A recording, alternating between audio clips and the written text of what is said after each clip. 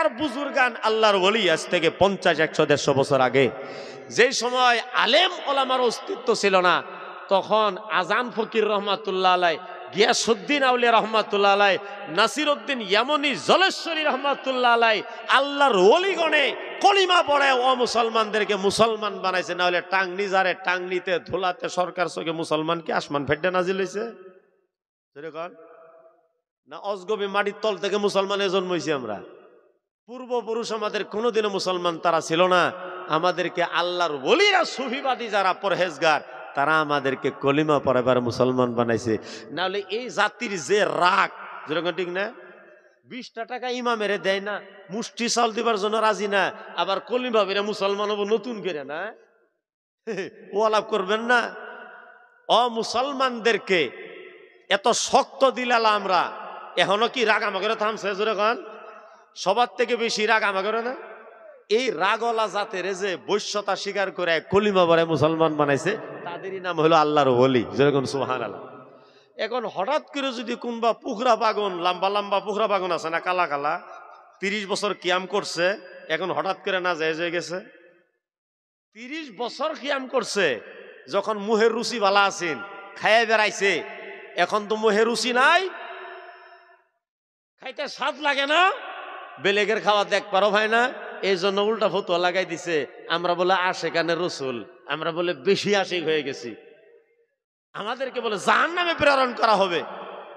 এই সমস্ত মুনাফিক আলেমদেরকে কাল কিয়ামতের দিন ফেরেশতারা কানে ধরে ধরে জাহান্নামে দিবে। কারণ 30 বছর কিয়াম করছো, না জায়েজ না, হঠাৎ করে কিয়াম না জায়েজ হয়ে গেল, এই ফতোয়াটা তুমি দেওয়া লাগবে আগে। 30 বছর তোমার ভুল হয়েছে না নাই? যদি হয়েছে, কোন রাজওয়া সবার ভিতরে তুমি তওবা করছো যে আমার 30 বছর কিয়াম করা ভুল হয়ে গেছে গা, এই জন্য আমি এখন কিয়াম বন্ধ করছি? লম্বা লম্বা লেকচার দিও না, লেকচার আমরাও দিতে জানি। তে জানা হোক, এটা হলো আহলে সুন্নাত ওয়াল জামাতের মাদ্রাসা। যেরকম সুবহানাল্লাহ, সুন্নি মাদ্রাসার দরকার। কারণ পূর্বে যত বুজুর্গান আছেন সব সুন্নি আছেন। খাজা আজমিরি থেকে শুরু করে, কুতুবউদ্দিন বখতিয়ার কাকি থেকে শুরু করে, নিজামউদ্দিন আউলিয়া থেকে শুরু করে, যত বুজুর্গান দেখেন সারা ডাই সুন্নি আছেন। যেরকম সুবহানাল্লাহ। আর যখন সবাই সুন্নি আছেন না, তখন দিনের খেদমত হয়েছে বেশি। আর যেদিন থেকে সুন্নি খতম, আলেম ওলামার দ্বন্দ্ব শুরু হয়ে গেছে গা। এখন এক আলেমে দেখবেন বাংলাদেশ খালি এই সমস্ত ওয়াজ নাই। ও আলেমের নাক লম্বা, ও আলেমের দাড়ি খাড়া, ও আলেমে ওয়াজ এমনে করলো, ও আলেমে ওয়াজ এমনে করলো। আগে কিন্তু আল্লাহর ওলিরা কোনোদিন এরকম করে দ্বন্দ্ব করে নেই, যার জন্য আহলে সুন্নাত ওয়াল জামাতের এবং দ্বীন ইসলামের খেদমত হয়েছে। যেরকম সুবহানাল্লাহ। আর এতে দিনে কিছু টুনকা মুসল্লি বাড়ায়, সারাদিন পর্দা নাই, বইয়ের বেডির নাই পর্দা, নিজেরও কোনো খবর নাই, সুদ কুশ খায় বেড়ায়, আবার জামে মসজিদে নামাজ পড়া সুন্নিদেরকে বেদাত করে কয়। সতর্ক হয়ে থাকবেন, আর আহলে সুন্নাত ওয়াল জামাত হয়ে থাকবেন। আহলে সুন্নাত ওয়াল জামাতের বাইরে কোনো জামাত নাই। আমি বলে গেলাম আমাদের সম্মুখে, জন্ম হওয়া বেশি দিন হয় না, 150-200 বছর হয়েছে। যেরকম সুবহানাল্লাহ। এ জানো গাইস, আপনাদের সম্মুখে পবিত্র আল কোরআন থেকে একটি সূরা তেলাওয়াত করছি আর একটা হাদিস তেলাওয়াত করছি। সবাই জোরে কোন মারহাবা, আরো জোরে কোন মারহাবা। ঠান্ডা লাগতেছে, কিন্তু ঠান্ডার ব্যবস্থা তো আল্লাহ রাব্বুল আমিন করে দিছে। যেরকম দিছে না নাই?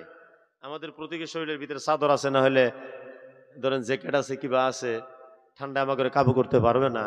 পবিত্র আল কোরআন থেকে আমি তাফসীর করতাম আজকে, কিন্তু সময় নাই, খুব কম সময়, এই জন্য সিঙ্গেল একটা আয়াত তেলাওয়াত করছি। এই আয়াতের ভিতরে মহান রাব্বুল আলামিন বলতেছেন যে কুল ইন্নাল মাউতাল্লাযী তাফিররুনা মিনহু, মৌতের কাছ থেকে তোমরা যতই পালাও, ইন্নাহু মুলাকীকুম, মৌত নিজেই তোমাকে সাক্ষাৎ করবে, যেখানেই থাকো না কেন।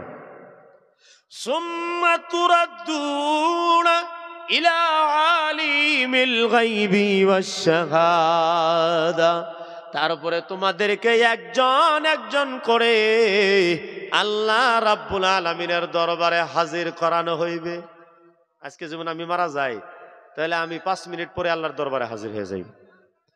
ফায়ুনাব্বিউকুম বিমা কুনতুম তা'মালুন, আল্লাহ রাব্বুল আলামিন সংবাদ দিবে তুমি আমি দুনিয়ার ভিতরে কি করছিলাম। আল্লাহ নিজেই কবে তুমি আমি কি করছিলাম। গতিকে এই মৌত আমার সামনে, মৌত থেকে কেউ পলানি সার নাই। এইখানে কবরস্থান, এই কবরস্থানের অনেক মুর্দার আমি জানাজা করছি। জানাজার পরে মুর্দারে যে গেট দিয়ে ঢুকানো হয়েছে, এই গেট দিয়ে পুনরায় আর আমি সেই লাশগুলা বাইরে হইতে দেখি নাই।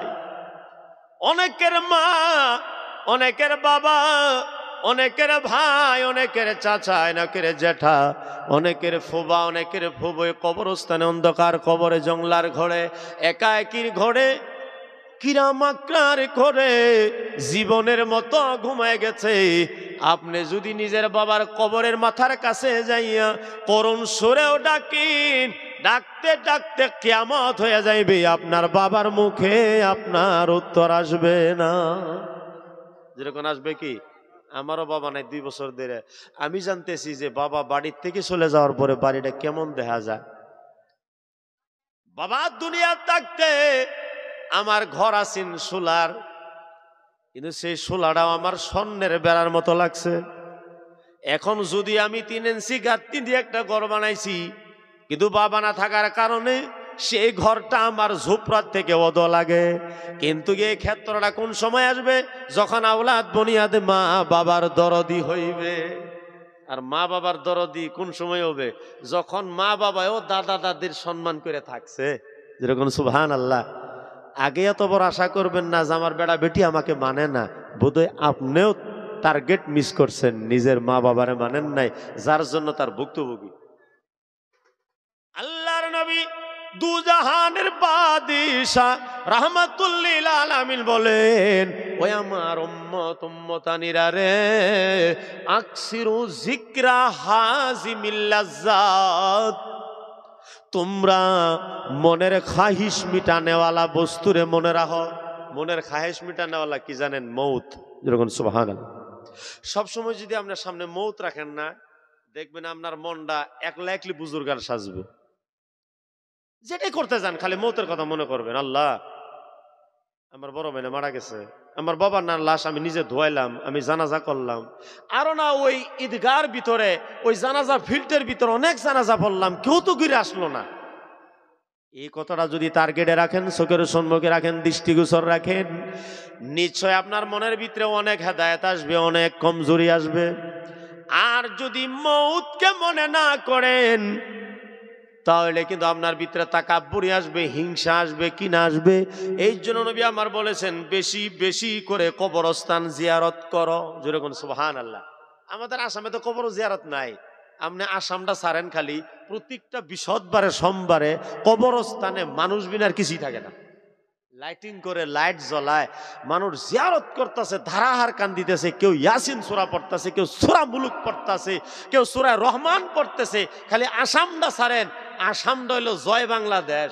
যেরকম কি বাংলাদেশ না, ইধার কা না উধার কা। আমরা না ইধার কা, আধা বাংলাদেশ থেকে আইছি আর আধা হিন্দুস্তানের পরিবেশ পাইছি, যার জন্য বক্তাও জিবা শ্রোতাও হবে। আমরা বুঝাবো, শ্রোতারা বুঝেও না। কিন্তু যদি খালি চর্চাটা ওই জায়গার থাকতো বা এই জায়গার থাকতো, তাহলে এত চিল্লাল লাগতো না, নিজে নিজে হেদায়েত আইতো। বৃহস্পতিবারের দিন, সোমবারের দিন আমরা কয়জন জিয়ারতে যাই? এই যে কবরস্থান, এখানে জিয়ারতে আসেন কি? বোধহয় যে কবর দেওয়ার পরে যে গেছি, বছরের মাথা যদি কোনো নেক সন্তান থাকে, হুজুরদেরকে দাওয়াত দিয়ে কয় যে হুজুর দাওয়াত থাকলো একটা জিয়ারত করে তাম আব্বার। এই 365 দিনের ভিতরে একটা নজরও ফেরাই নেই বাবার কবরের উপরে। বাবা কবর থেকে কষ্ট পায়, মা কবর থেকে কষ্ট পায়। কারণ যে সময় আপনার এই মুহূর্ত সময় যদি মা বাবায় খবর না নিত, আমি গইলে বুঝে শেষ হয়ে যাইতাম। আমি পায়খানা করে পায়জামা নষ্ট করছি, পায়খানা করে হাফ প্যান্ট নষ্ট করছি, আমার মা সহ্য করতে পারে নাই, সঙ্গে সঙ্গে ধৌত করছে। আর যদি খালি ধৌত না করত, সেই পায়খানাটা যদি 1 ঘন্টার জায়গায় 2 ঘন্টা থাকতো, তাহলে আমার শরীরের ভিতরে ঘা পসরা হইতো না নাই। সেই ঘা পসরা ক্যান্সারের আকৃতি নিয়ে আমি দুনিয়া থেকে সেই সময় চলে যাইতাম। কিন্তু আমার মায়া আমার শরীরের পায়খানা আতরের মতন হাতাইয়া হাতাইয়া সাফ করিয়া আমাকে বড় মানুষ বানাইলেন। আমার মা এখন কবরস্থানে সন্তানে 365 দিনের ভিতরে একটা ঘন্টার জন্য কবরে যাইয়া বাবার কবরের উপরের গাছগুলা সাফাই করার তৌফিক পাইল না। মা জান কবর থেকে কত চিল্লায়, আমার সন্তান রে, সত্যবেলা শৈশবকালের কথা মনে করো, তোমার পায়খানায় একবার না দুইবার না কত হাজার বার সাফা করে আমি তোমারে বড় হবার সুযোগ করে দিয়েছিলাম। তাই কবি বলেন, মায়ের মতো দরদি কেউ নাই পৃথিবীর মা যারে, বাবার মতো দরদি কেউ নাই রে। আল্লাহ নবী সাল্লাল্লাহু আলাইহি সাল্লাম বলেন, মা বাবা না থাকলে সেই শূন্যতাটা কত কষ্টের শূন্যতা আমি নবীর বাইরে তোমরা খুবই কম বুঝো। কারণ আমি যখন দুনিয়াতে আসছি আমি আমার আব্বা আমার পিতৃ আব্দুল্লাহকে দেখি নাই। আমি পিতৃহীন করে জীবন ইয়েতিম হইয়া, জনম ইয়েতিম হইয়া, বিশ্ব ইয়েতিম হইয়া জন্ম হয়েছিলাম। বেশি দিন যায় নাই, 6 বছরের কালে আমার জনম দুখুনি মা দুনিয়া থেকে বিদায় হইয়া আমারে আরবত ইয়েতিম বানায় দিল। পৃথিবীর বুকে আমার মতো ইয়েতিম আর কেউ থাকলো না। যেরকম আল্লাহু আকবার। আল্লাহ নবী সাল্লাল্লাহু আলাইহি ওয়াসাল্লাম ছোট্টকালের একটা ঘটনা উনি বয়ান করছেন নিজেই। এই ঘটনাতে থেকে আমি সম্পূর্ণ ওয়াজ আরম্ভ করবো। যদি আপনাদের শোনার ইচ্ছা আছে তাহলে একবার কোন মারহাবা। তাহলে ফুল শোনার ইচ্ছা আছে না? শুনেন, অন্তরের ভিতরে শোনার পরে যদি 1 টাকা পরিমাণও হালিমায়, 1 টাকা পরিমাণও নর্মতা ভদ্র হয়, এই সওয়াবটা এখান থেকে ডাইরেক্ট অন্ধকার কবর জঙ্গলার ঘরে যাইতেছে। আর যিনারা বাড়িতে ঘুমায় আছেন, থাকেন ঘুমায়, দেখি কত বছর থাকতে পারেন। কত বছর থাকবেন? হিন্দুস্তানের গড় আয়ু 60 থেকে 65।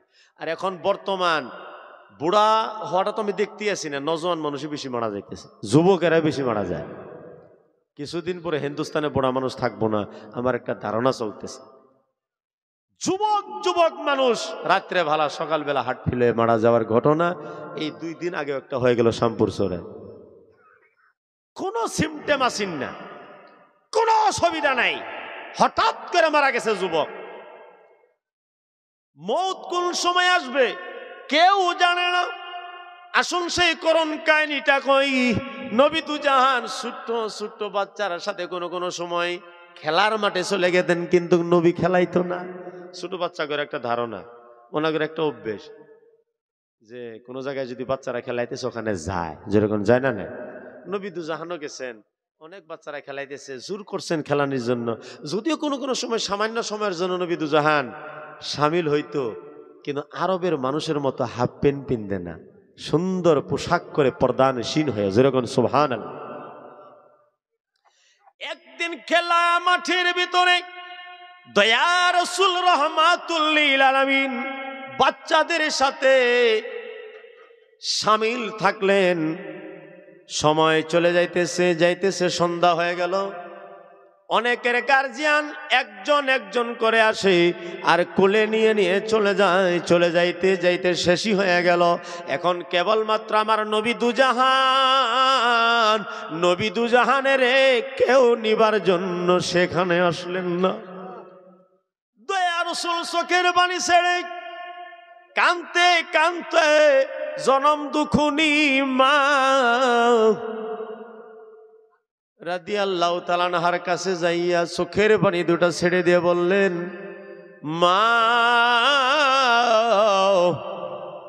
এতদিন আমার কলিজার ভিতরে অত ধাক্কা লাগে নাই, আজকে যত ধাক্কা লাগছে গো মা। মা জান, ও মা, প্রত্যেকের গার্জিয়ান আসলেন, বাবা আসলেন, কোলে নিয়ে চলে গেলেন, শরীরের ধুলাগুলা মুইসা গালে মুখে চুমা দিলেন। এই দৃশ্যগুলা দেখে আমি নবী দুজাহান মুহাম্মদ রাসূলুল্লাহ বলেন, কলিজার ভিতরে আঘাত লাগছে গো মা। মা বলেন, মুহাম্মদ আমার পুত্র, আমার আওলাদ, কেঁদো না, তোমার আব্বা এই দুনিয়ার ভিতরে দেখতে পারবা না। তোমার আব্বা জান তিজারতে যাইয়া এন্তেকাল করে গেছে। নবী দু জাহান চোখের পানি ছেড়ে দিয়ে বললেন, এন্তেকালের ঘটনা তো আমি পূর্বে শুনছি, আজকের যেটা দৃশ্য আমার মনের ভিতরে দাগা দিয়েছে। আমার মনটায় চাইতেছে আমি আমার বাবার কবর হইলেও একটু দেখে আইতাম। যেরকম সুবহানাল্লাহ। ওনার বাবার কবর দেখবার জন্য চলে গিয়েছিলেন শাম দেশের পাশে, কিন্তু আসতে বেলা ভাগ্যের পরিহার আবুয়া নামের জাগার ভিতরে নবীর মা জনম দুখনি মার বেমার হয়ে গেল। যেরকম সুবহানাল্লাহ। এমন বেমার আর বাঁচার নাই। সঙ্গে ছিলেন উম্মে আইমন নামের একজন মহিলা বান্দি। নবীজির মা বললেন, আমার আর দুনিয়াতে থাকার কোনো অবকাশ দেখছি না। উম্মে আইমান, আমার বেটা মুহাম্মদের নিয়ে যাও, আমার শ্বশুরের কাছে গটায় দিয়া বইল আমি আর দুনিয়ায় নাই, আমি দুনিয়া থেকে চলে গেছি, আল্লাহ আমারে ডাক দিছে। নবী দু জাহানের নয়নের সাথে নয়ন মিলায়ে মা সেদিন যত কান্দিছিল, ইতিহাসের পাতা পড়লে পড়া মানুষের চোখের পানি আটকানি মুশকিল। মুখের জবান বন্ধ হয়ে গিয়েছিলেন, চোখের সাথে চোখ মিলে বলছিলেন, বেটা বাবা মুহাম্মদ, তোমার ভাগ্যে বাবাও হইল না, আমি জনম দুগুনি মা কেবলমাত্র একটা সাহারা ছিলাম, আল্লাহ আমারও ডাক দিয়েছে চলে যাব বাবা মুহাম্মদ, তুমি চিন্তা করো না, তোমার হেফাজত করনেওয়ালা আল্লাহ। নবী 6 মাসের বয়সে মারে নিজে দফন করছে আবু নামের জায়গাতে। আরব সরকারে কিন্তু নবীর মায়ের কবর পাক্কা করবার দেয় নাই, কয়েকটা পাথর রাখা আছে, দেখলে কলিজা ফেটে যায়। যেরকম সুবহানাল্লাহ। প্যার মুসলমান, নবী দু জাহান বলছেন, মৌত থেকে তুমি পালায়ে যেতে পারবা না, মৌত থেকে তুমি ভাগতে পারবা না। এই মৌত এমন একটা জঘন্য বিষ, যে বিষ সবাই পান করতে হবে। কুল্লু নাফসিল যায়িকাতুল মাউত, এই মৌতের পেয়ালা সবাই পান করবে। আমি নবী মুহাম্মদ রাসূলুল্লাহ পান করব। যেরকম করছে না নাই? নবী দু জাহান পান করছে না? তাহলে আপনি আমি পান করা লাগবে না নাই? যেরকম লাগবে না নাই? সাদ্দাদে পান করছে না? ফেরাউনে পান করছে না? আপনি যান দিল্লি, শাহজাহান বাদশাহ বানাইছিল লাল কিল্লা, হ্যাঁ করে চাই আছে, শাহজাহান বাদশাহ নাই। চলে যান আগ্রাতে, তাজমহল যেরকম পৃথিবীর বুকে কয় নম্বর আশ্চর্য? 7 নম্বর আশ্চর্য। কিন্তু ভিতরে যিনি শুয়ে আছে তার নাম কি? শাহজাহান আর মমতাজ। এমন অসহায় শুয়ে আছে যে ইংরাজেরা বুটটা জুতা পিন্দে, ল্যাংটা হয়ে হাত প্যান্ট পিন্দে তার কবর উপরে ঘুরতেছে। যেরকম ঘুরতেছে না নাই? কিন্তু এককালে তার কি দফড় আছেন, ডাইন দিকে 100 জন, ওদিকে 100 জন, পিছনে সিকিউরিটি, সামনে সিকিউরিটি। কেউ যদি সাক্ষাৎ করবার চাইতো তার জন্য নির্ধারিত সময় আসেন, অমুকটা বাজাত আসতে হবে। কিন্তু আজকে যে জায়গায় ঘুমায় আছে তার কোনো দাফট আছে? যেরকম আছে মনমোহন সিং দুনিয়া থেকে চলে গেছে, এখন তার কোনো সিকিউরিটি আছে? অটল বিহারী চলে গেছে, তার কোনো সিকিউরিটি আছে? আবুল কালাম চলে গেছে, তার কোনো সিকিউরিটি আছে? এখন কবরের ভিতরে ধারাশায়ী হয়ে আছে, একটা হোমগার্ড পর্যন্ত কবরে নাই। যেরকম আছে কি? দুনিয়া থেকে যাওয়ার পরে জমিদারি মালদারি কোনো কিছুই খাটবে না, কারণ এইখানে একটা লক লাগাই দেওয়া হয়, কোনো জবানের ভাষাও বের হয় না। আপনি যতই পানি খাবার চান আপনার ভাষা কেউ বুঝবে না। মৌতের কালে জান কান্দানের সময় নিশ্চয়ই মানুষে পানি খাবার চায়, কারণ একটা সামান্য মানুষ হতাশ হয়ে গেলে কয় পানি দাও পানি দাও। যেরকম কয় না নাই? সামান্য যদি একটা ডরায় আর কি। ধরেন সিলিং এর উপরে একটা এন্দুরের বাচ্চা খুব জোরে লড়ে উঠছে, খুব জোরে লড়ে উঠছে, তোলে গৃহস্থ ডরায় গেছে, একটা এন্দুরের বাচ্চা লড়ছে, তাওকে 1 গ্লাস পানি দাও। গাড়ি চালাই যাইতেছে, টারাকের সাথে কেকড়া বেকড়া লাগে, অল্পর জন্য লাগে নাই। যেরকম মানুষ হতাশ হয় না নাই? তাহলে যে সময় আজরাইল আসছে, সামনে দেখা যাইতেছে আজরাইল বৎসুরত হইয়া, সামনে যদি আমার আল্লাহ না করুক নাকটা না থাকতো, ভুয়াগুলাও না থাকতো, আর ওই সুরত নিয়ে যদি আমি এখানে ওয়াজ করতাম, যেরকম আপনারা ডরাইতেন না নাই? সত্য কথা কন। আরে হুজুরের কিরম দেয়, কি একটা তার পড়তেছে নাকি? তারপর আগুন ধরলো যে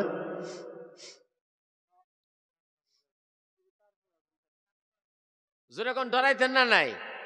মানুষ যদি বৎসরত হয় তারে দেখে ডর লাগে না নাই? তাহলে আজরাইল যে বৎসরত নিয়ে আসবে, তার সারা শরীরের ভিতরে চোখ থাকবে এবং সারা শরীরের ভিতরে রুম্বা থাকবে। মুর্দা তাকায় দেখবে হযরতে আজরাইল আলাইহিস সালাম সরজমিন থেকে একদম আসমান পর্যন্ত মস্ত একটা বস্তু আসতেছে, তাহলে সেই মুর্দার অবস্থাটা কি হইতে পারে? সেই সময় চিৎকার দিয়ে বলবে পানি পানি, গলার ভিতরে হলকুমের ভিতরে আটকে পড়বে, পানি শব্দ জবান দিয়ে উচ্চারণ হইবে না। সেই সময় আপনাকে কেউ যদি পানি পিলায় দিতে পারে, আপনার ভাষা কেউ যদি বুঝতে পারে, এই ক্ষমতা জিনার আছে, তিনি ঘুমায় আছেন সোনার মদিনা।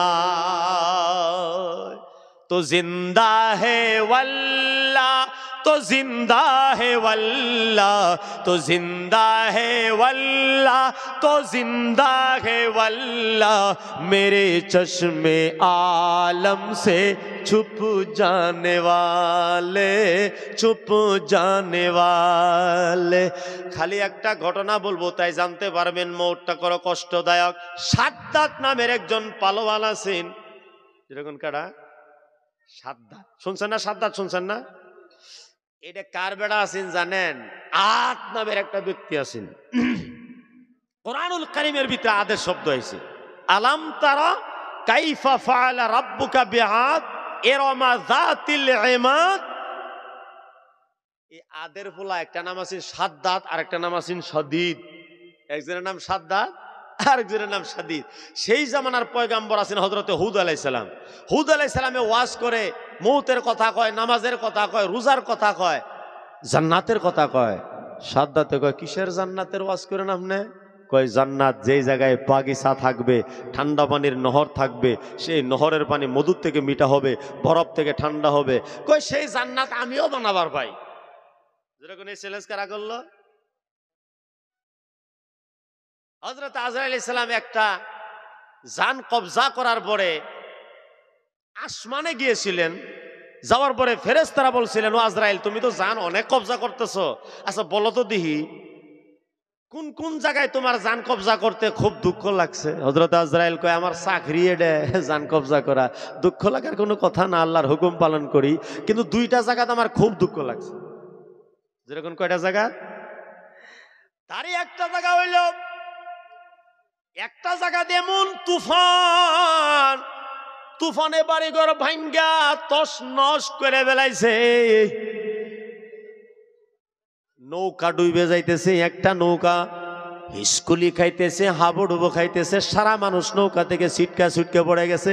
কিন্তু একটা মহিলা, সেই মহিলার নৌকার ভিতরে বাচ্চা একটা জন্ম দিয়ে লাইছে।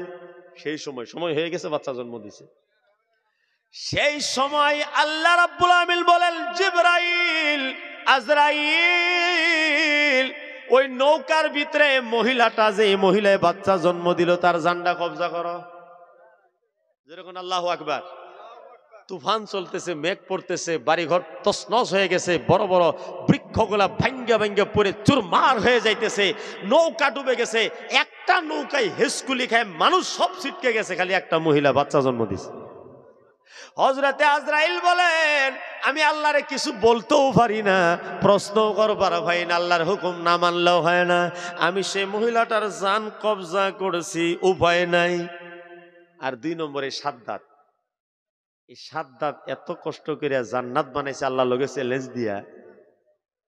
300 বছর লাগছে বানাইতে। ঘটনাটা আগে কয়ে নেই। হযরত হুদ আলাইহিস সালামের সাথে চ্যালেঞ্জ করছে, জান্নাত আমি বানাবো। 300 বছর কারো বাড়ির কোনো স্বর্ণরূপ ঠাই নাই, কালেকশন করছে, করপশন করছে, কাইরে নিছে, তার মানে সব আনছে, একদম হীরা, মানিক, কাঞ্চন, জমররদ, যত রঙের ধাতু আছে সমস্ত একাত্র করছে।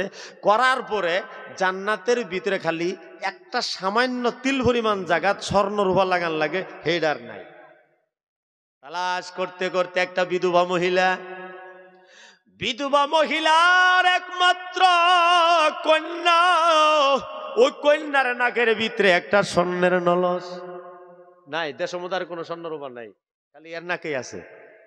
শক্ত আড়ার, এখনই আনতে হবে। দেখেন গরিব বেচারি কেবলমাত্র একটা নল্লজর উপরে আশা ভরসা, সিটকা সাটকা দিয়ে নল্ল সিরাই না ওটা ওখানে মেকআপ দিছে। সেদিন মহিলা দোয়া করছেন, ইয়া রাব্বুল আলামিন সাদ্দাত যাতে জান্নাতে ঢুকতেই না পারে। সঙ্গে সঙ্গে আল্লাহর দরবারে কবুল হয়ে গেছে। যেরকম সুবহানাল্লাহ। সাদ্দাতে কোনো কিছু বাকি রাখে নাই।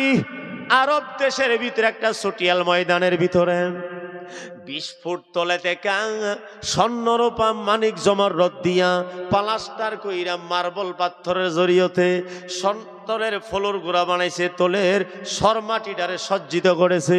তারপরে সেখানে স্বর্ণরূপার গাছ বৃক্ষ লাগাইছে। আর সামনে 20 বিঘা 30 বিঘা 40 বিঘা করে জমিন আঙ্গুরের বাগান, আপেলের বাগান, ডালিমের বাগান করছে। কেউ যদি মাথার ভিতরে টুকুরি নিয়ে সেই বাগানের তল দিয়ে যাইতো, সিরারও দরকার আছেন না। এই পার থেকে ওই পার যাইতে যাইতেই তার টুকরি ফল দিয়া ভইরা যাইতো। তাহলে কত বড় জান্নাত! 300 বছরে জান্নাত বানাইছে, কিন্তু সাদ্দাত যাবার সময় পায় নাই। 300 বছর পরে খুব সুন্দরভাবে সজ্জিত করে ঘোড়া, খচ্চর, উট, এদিক সেদিক উজির আজরা দিয়ে খুব ধাট দফড়ে যখন গেছে, যাইয়া এখনো নামে নাই গুড়ার উপরে থেকে, এক পাও খালি জান্নাতের দরওয়াজা রাখছে, তার বানাওটি জালি জান্নাতের দরওয়াজায়। অমনি দেখে একটা ফকিরের বেশে চিরা ফাড়া কাপড় বিন্দা একটা ব্যক্তি খারাপ হয়ে যাও। আচ্ছা জোরে গঞ্চদি যারা নাকি জমিদার, টাকা পয়সাওয়ালা এবং যারা পদের অধিকারী, তাদের সম্মুখে যদি কোনো ঠলিমুষি যায়, তারা কি দাম দিবার চায়? যেরকম এখন সাদ্দাত যে নাকি এত চ্যালেঞ্জ দিয়ে 300 বছর লাগাইয়া জান্নাত বানাইছে, তার সামনে চিরা ভাড়াওয়ালা একটা সিঙ্গেল দিতেছে, কি সে সিঙ্গেল কি সহ্য হয়? হর বেড়া যেন কইছে, হর বেড়া কানে কানে যায় কইছে, আমার চিনছ, আমি আজরাইল। যেন কইছে আজরাইল, সাদ্দাতের হুলকুম শুকায় গেছে। আল্লাহর হুকুম, তুই সম্পূর্ণ নামতে পারবি না, একটা পাও রাখছস না। জান কবজা করার জন্য আল্লাহ হুকুম দিছে, সঙ্গে সঙ্গে জানটারে কবজা করে দিল। সাদ্দাত ওখানে ধারাশায়ী হয়ে গেল। সেই মরা দেখে তারা যত সেলাসুলা আছেন সব দাবার মেরে ওখান থেকে চলে গেল। এইবার হযরতে আজরাইল বলেন, ফেরেশতারা রে, একটা তো কষ্ট পাইছিলাম নৌকার ভিতরে সেই মহিলাটারে মাইরা, কারণ বাচ্চা একটা আছে, বাচ্চার অবস্থাটা কি হইব নাকি, মহিলা মরে যাক। আর 2 নম্বর, ওই সাদ্দাত কত আশা করে জান্নাত বানাইছেন। আমার কোনো কথা আছে না, খালি একটা চক্কর লাগাবার যদি খালি আল্লাহ দিত, আমি তার হুলকুমটা ধরে জান্ডারে কবজা করে লাইতাম, কোনো অবজেকশন আছে না। কিন্তু আল্লাহর উপরে কিছু খবরও ভাই না। আল্লাহ ডাক দিয়া বলেন, আজরাইল, তুমি যে মনে মনে ভাবতেছ আমি মহিলাটারে মারলাম, সেই বাচ্চাটা কিভাবে জিন্দা থাকবে? সেই বাচ্চাটাই সাদ্দাত। যেরকম আল্লাহু আকবার, আরো যেরকম আল্লাহু আকবার। এই নৌকা যায় যায় কোনবা একটা কিনারা পাইছিন, ওখানে যায়া এই সাদ্দাত বড় হইছিন, সেখানের বাদশাহী যখন শেষ, তখন এই সাদ্দাত ওখানে স্থান পাইছিন। পাওয়ার পরে সেই দুনিয়ার বাদশা হইছিল। তুমি যে কষ্ট পাইছো না 2 জায়গাত, প্রথম যে জায়গাত কষ্ট পাইছ সেটা হইলো মহিলারা মারলামকে। দেখো আমি আল্লাহ কিরম দয়াবান, মারে মাইরা লাইছি নৌকার ভিতরে, এই নৌকা ভাসায় ভাসায় মাথাওয়ারিত নিয়ে আটকাইছি, আর ওখানে ওকে বড় করছি। কিন্তু একে এত কিছু করার পরও 300 বছরে জান্নাত বানাইছে, খালি আমি আল্লাহ কুদরতি নয়নে দেখছি, খালি বানা খালি বানা, তোরে যে আমি বাঁচাইছি সেই আল্লাহ রে তুই চিনলি না, খালি বানা না। বানানোর পরে যখন কদমটা রাখছে, হযরতে আজরাইলে কয়, তাহলে তো ঠিকই করছেন মাবুদ। যেরকম সুবহানাল্লাহ। এই পৃথিবীর থেকে সবাই যাবে, জোরে কোন আমার দয়াল নবী দুনিয়া থেকে বিদায় হয়েছে না নাই? যেরকম বিদায় হয়েছে না নাই? এই ঘটনাটা বলে আপনাদের কাছ থেকে বিদায় নেব। আমার নবী যদি জাহিরি পর্দা করেছেন, দুনিয়াতে আর কেউ আমরা থাকব না। এই যে দেখো আট্রালিকা সুন্দর ঘর বাড়ি, আর যতই দেখো বাড়ি ঘর, তোমার ঘরের নারী কেউ না হবে সঙ্গের সাথী যেদিন আজরাইল আসিবে রে মন, সুন্দর পৃথিবী একদিন ছেড়ে যেতে হবে। যেরকম সুবহানাল্লাহ। जो आहंगे रफ्तन कुनद जाने पाक চেবার তখতে মুরদন চেব রুহে খাক। যখন মৌত আসবে তুমি আইসিয়ত যদি থাকো ভাববো না যে আইসিয়ত বোধহয় মরতে আরাম, কারণ এসি চলতেছে, মরতে খুব আরাম হন লাগছিল নাকি গান। কবি বলেন না মরণ সেরা দিয়ে দেখো না, একটা বাঙ্গা ঘরের ভিতরেও আল্লাহর কুদরতি এবং ভালোবাসার মওত হয়ে যাইতে পারে। আর একটা বিল্ডিং এর এসির ভিতরে, তার ভিতরে যে কত ফেরেশতা তার কল কবজা উল্টাপাল্টা করছে, আজরাইল যে কিভাবে তার জন কবজা করছে। সে বিল্ডিং এ থাকলে কি হবে, যখন মওত আসে বিল্ডিং এর মরণ আর ঝোপড়ার মরণ একই মরণ। আল্লাহ নবী দুজাহান যখন দুনিয়া থেকে যাবার সময় হয়, ৬৩ বছর কাল পুরা হয়ে গেল। আল্লাহ নবী সাল্লাল্লাহু আলাইহি ওয়াসাল্লাম একদিন জিবরাইলকে পাঠাইছেন, ও জিবরাইল, নবী দুজাহান আমার মুহাম্মদ রাসূলুল্লাহ সাল্লাল্লাহু আলাইহি সাল্লামকে আমি বেমার দিছি, এই বেমারে নবীর আমি ডাইকে আনমু, কিন্তু জিবরাইল যাও আমার হাবিবের খবর নিয়ে আসো, আমার হাবিব কোন অবস্থায় আছে। খবর নেওয়ার পরে একটা কথা খালি কইও, আল্লাহ রাব্বুল আলামিন আপনার সাক্ষাৎ করতে চাইছে। যেরকম সুবহানাল্লাহ। জিবরাইল এসে ফকিরের মতন দাঁড়ায় আছেন, যে নবীর দরবারে নাকি জিবরাইলও ফকিরের মতন দরবার দাঁড়ায় থাকে, সে নবীর মর্যাদা কতটুকু হইতে পারে। যেরকম সুবহানাল্লাহ। जिसके दर में जिब्राइल भी बेइजाजत नहीं आते, उसी दरबार का नाम है मदीना मुनव्वरा। सुभान अल्लाह। আল্লাহ নবী সাল্লাল্লাহু আলাইহি সাল্লামকে জিজ্ঞাসা করছেন, হযরতে জিবরাইল রাসূল গো, নবী গো, আল্লাহ পাঠাইছে আমাকে আপনার স্বাস্থ্যের খবর নিবার জন্য, আপনি কোন হালে কোন অবস্থায় রয়েছেন? নবী দুজাহান বলছেন, আমি খুব ভালো অবস্থায় আছি। দেখেন যারা বুজুর্গান হয় তারা কষ্ট পাওয়ার পরে কষ্ট করে হয় না, তাহলে আমার নবীজি কেমনে বলতে পারে? নবী বলছেন, যে হালে আল্লাহ আমারে রাখছে খুব ভালো রাখছে। জিবরাইল কি কবা, আল্লাহর কোনো সংবাদ আছে নাকি? কারণ আল্লাহ তো ওহী নাজিল করা বন্ধ করছে, কোরআন কমপ্লিট হয়ে গেছে, নতুন করে জিবরাইল তুমি কিসের জন্য আসলা?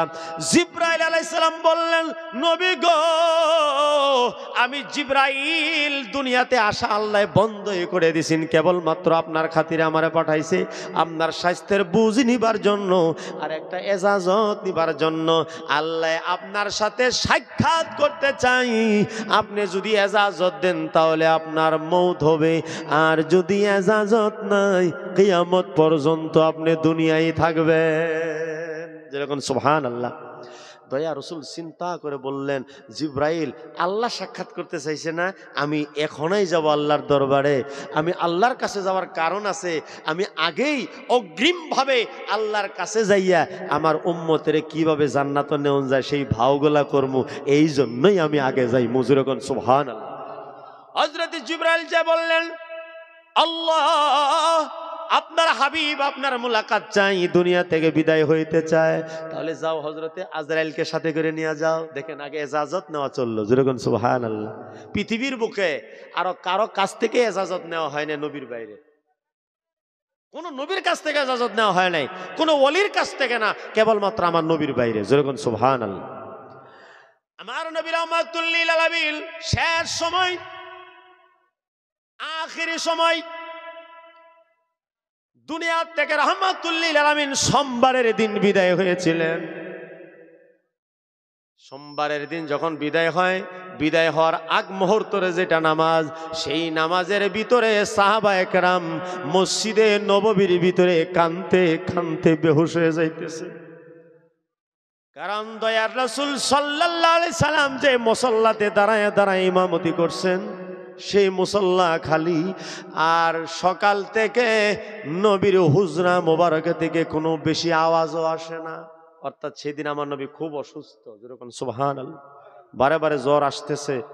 হযরতে আয়েশা সিদ্দিকা রাদিয়াল্লাহু তাআলা বলেন যে নবীর মাথার কাছে এক বাটি ঠান্ডা পানি আসিন, নবী দুজাহান বারে বারে হাত সেই ঠান্ডা পানির ভিতরে দেয় আর মুখের ভিতরে মাখে আর আল্লাহর কাছে দোয়া করে, আল্লাহ তুমি আমাকে তাড়াতাড়ি নিয়ে যাও। যেরকম সুবহানাল্লাহ, আরো যেরকম সুবহানাল্লাহ। কিসের জন্য দয়া রাসূল সাল্লাল্লাহু আলাইহি সাল্লাম বারে বারে জ্বরে ভুগলেন এবং মাথার ভিতরে ঠান্ডা পানি দিলেন? এই কারণটা আমাদের জানার দরকার আছে না? দয়ার রসুল হয়ে মৌতের সময় এত কষ্ট নেওয়ার কারণ কি ছিল, এটা আমাদের জানার দরকার আছে না? নাই, এটা আমি 2 মিনিট পরে কইতেছি, ঠিক আছে? হযরতে জিবরাইল আলাইহিস সালাম হযরতে আজরাইল আলাইহিস সালামকে সাথে করে নিয়ে নবীর দরবারে উপস্থিত হয়েছেন। আয়েশা হযরতে জিবরাইল আওয়াজ দিছেন, ইয়া রাসূলুল্লাহ, ইয়া হাবিবাল্লাহ।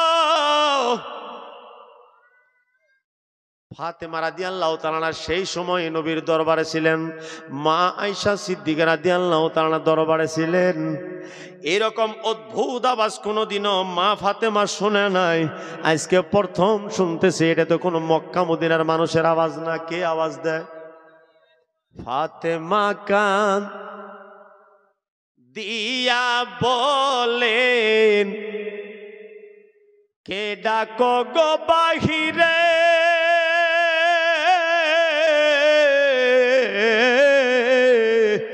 সাক্ষাৎ না করিতে পারবেন বাবা আমার কাতরে, সাক্ষাৎ না করতে পারবেন বাবা আমার কাতরে।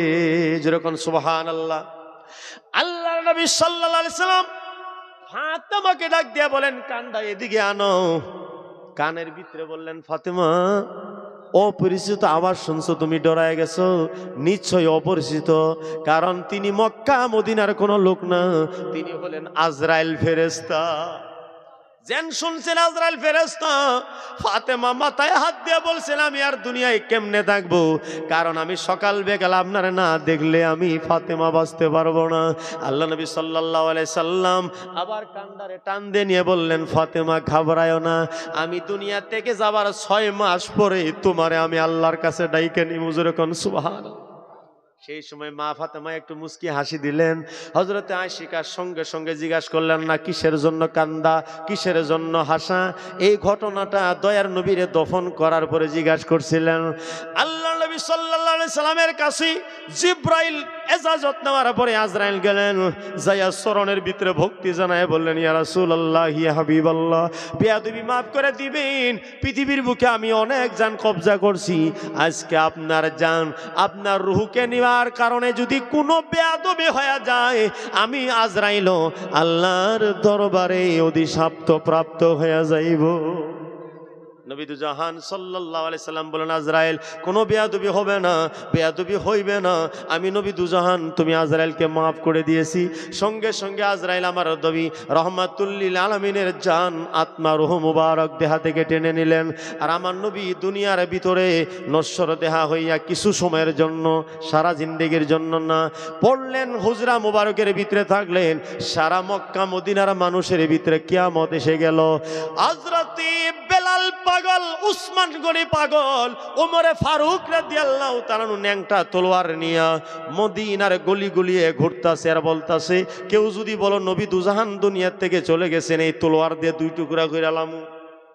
তার মানে প্রিয় মানুষ, আদরের নবী চলে গেছে, কোন সাহাবীর হুঁশ নাই।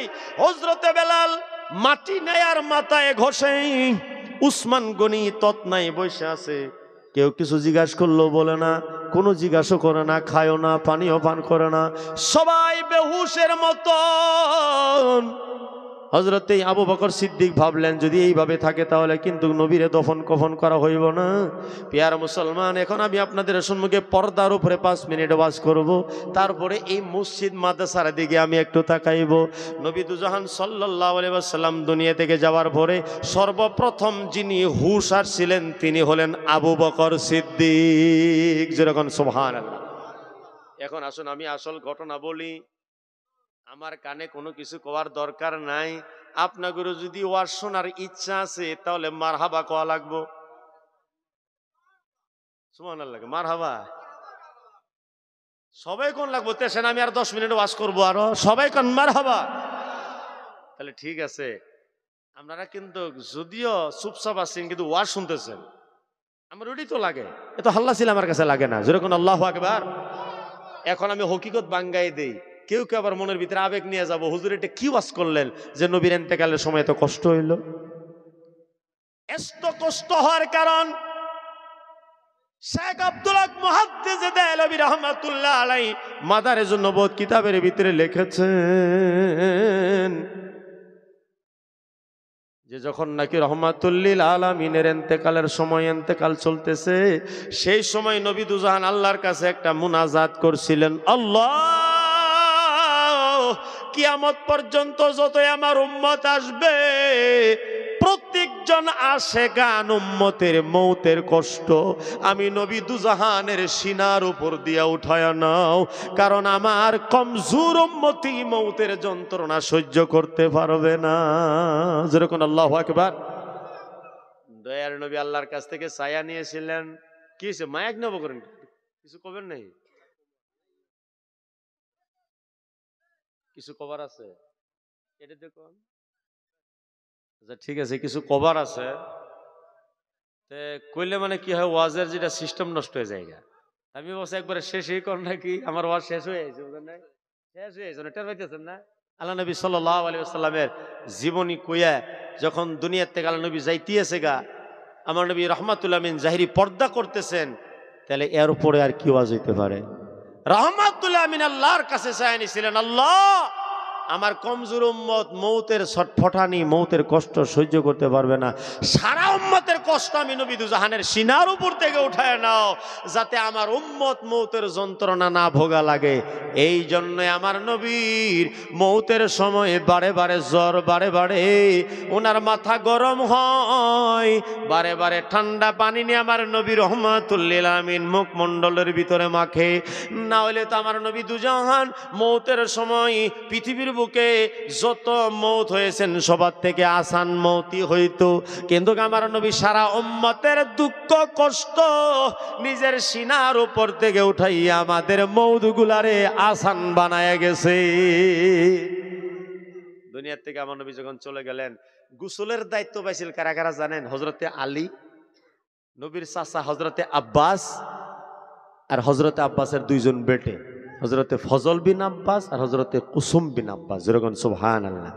আর হযরতে আলীকে নবী বলে গেছিলেন, দেখো আমার পর্দার ভিতরে যা ধোয়া লাগে তুমি ধোবা, তোমার বাইরে যদি কেউ দেখবার সাহস করে সঙ্গে সঙ্গে সে জ্বলে ফিরে সার হয়ে যাবে। কেবলমাত্র কার ইজাজত আছেন? হযরতে আলী। হযরতে আলী মেন গোসলটা দিছে আমার দয়ার রাসূল সাল্লাল্লাহু আলাইহি সাল্লামের। গোসল দিতে আমার নবী একবার হায়াতে জিন্দেগিত কয়ে গেছেন, আলী আমি তোমারে হায়াতে জিন্দেগিত কিছু দিয়ে যেতে পারলাম না, আমি দুনিয়া থেকে জাহিরি পর্দা করার পরে আমার মুক্তা মানিক তুমি আলিয়ে পাবা। যেরকম সুবহানাল্লাহ। হযরত আলী জিন্দেগি পর খালি চিন্তায় করলেন, আমি কি পামু, আমি কি পামু, আমি কি পামু। গোসলের সময় আল্লাহর নবী সাল্লাল্লাহু আলাইহি সাল্লামের নাভি মুবারকের ভিতরে কিছু পানি জমা হয়েছিলেন। যেরকম কি জমা হয়েছিলেন? আর এই ধোয়ার ভিতরে, চোখের ভিতরে কিছু পানি জমা হয়েছিলেন। হযরতে আলী নবীর চেহারা দেখে চোখের পানি ছেড়ে দিয়ে বলছেন, নবী গো, জন্ম হইয়াই চোখটা ফুটাইয়াই আপনার চেহারা দেখছিলাম, তার আগে আমি কারো চেহারা দেখি নাই। আজ থেকে আমি কিভাবে সহ্য করতে পারবো আপনারা না দেখলে? তাকায়া দেখে নাভির ভিতরে একটু পানি, চোখের ভিতরে একটু পানি। হযরতে আলী ইশকে না কুলাইতে পাই না, নাভির পানিটুকু চুমুক দিয়ে খায় ফেললেন এবং চোখের পানিটিও চুমুক দিয়ে খায় ফেললেন। এই পানি খাওয়া মাত্র হযরতে আলী সিনার দিকে তাকায় দেখে মক্কা মদিনার মারেফত হকিকতের সারা জ্ঞান তিনার সিনার ভিতরে চলে আসছে। তখন হযরত আলী জানলো নবী যে বলে গেছে কি একটা পামু মানিক মুক্তা, সেটা তো এইটাই ছিলেন। যেরকম সুবহানাল্লাহ।